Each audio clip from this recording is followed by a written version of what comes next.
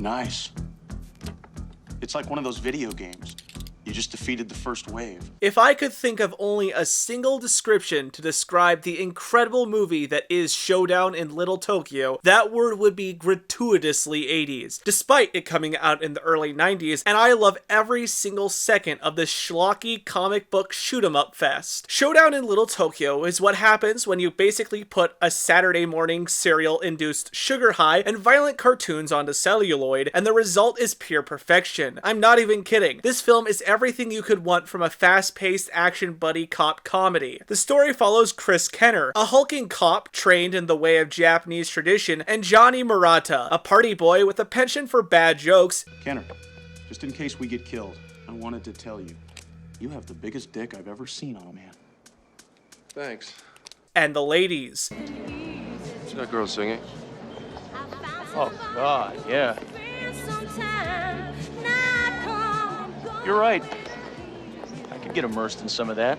As the pair of them try to put a stop to a massive drug deal planned by the Yakuza, with a villain from Kenner's tragic past showing up. The entire movie is one big cliche, and while the film almost always pokes fun at itself with winks and nods,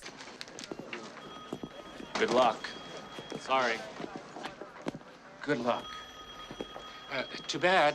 Sorry, good luck. Look, these are my ex-partners. You're under arrest. Not tonight, Kenna. Kurose!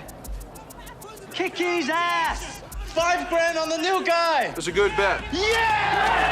it never actually diminishes the fact that this film is actually being completely earnest with trying to make a fun movie that still manages to take itself seriously enough that it never lacked any weight to what was going on screen. Every member of the cast embraced the cheese, and by doing so, actually gave genuinely great performances as each of the characters.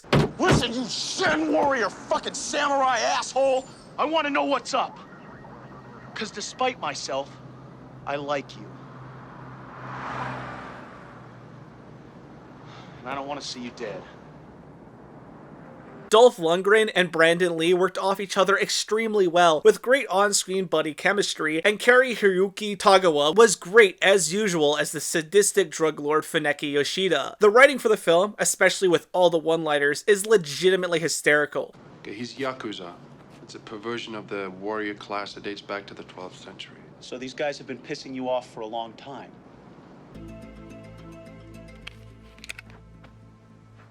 Cop. Policeman. You understand? It's bad to shoot me. He's a cop too. It's bad to shoot him.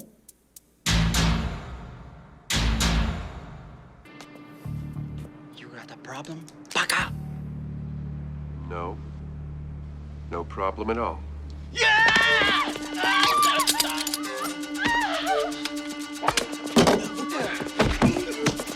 All right, come on, guys, don't do this. If I don't get breakfast, I get real grumpy. I don't think you like me grumpy. With every line being uttered ingrained in my brain. Honestly, the send-off line Lee gives one of the villains has to be my top favorite finishing lines in film. You have the right to be dead.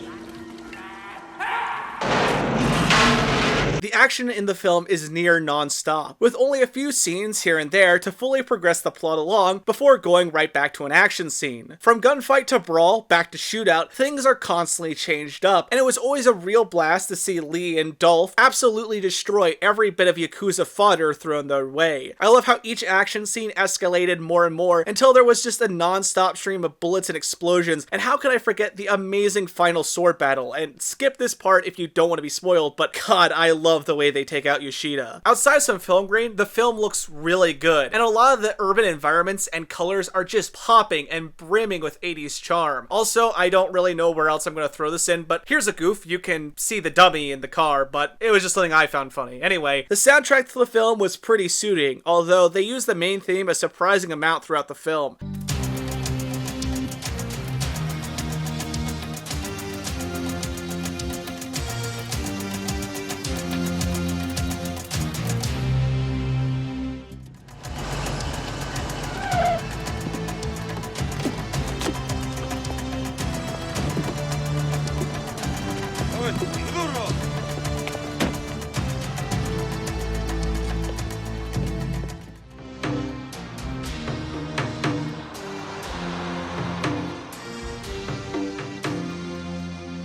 Not that it was bad. Overall, I enjoyed the soundtrack a fair bit, and each of the songs worked with the scenes they were present in. It was just that the music was verging on just being a bit too generic in certain places. Not that it really downgraded the film at all. And with all that said, Showdown in Little Tokyo is the perfect watch for a Friday or Saturday evening with a group of friends. It's full of everything you could possibly want from an action film and more, and it is incredibly rewatchable, with the runtime only just barely being over an hour. It's non-stop fun from start to finish, and a generally overlooked classic when people talk about 90s action cinema. Do yourself a favor and give this a watch if you want to be grinning for an entire evening. As always, if you want to help support the channel, please consider sharing the video with a friend or checking out my Patreon linked in the description below. If you have any comments, questions, or recommendations, leave them down below as I read and reply to everything. Until next time, this is Thierry Williamson signing off until the next video. See ya, guys!